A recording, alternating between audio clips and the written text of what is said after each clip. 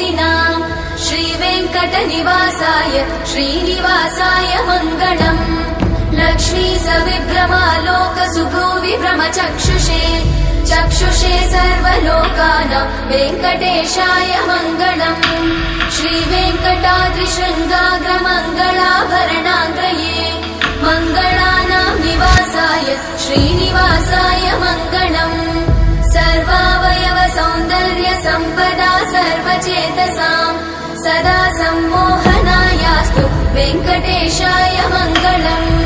नित्याय निरवध्याय सत्यानन्दचिदात्मने सर्वान्तरात्मने श्रीमद् वेङ्कटेशाय मङ्गलम् स्वतः सर्वविदे सर्वशक्तये सर्वशेषिने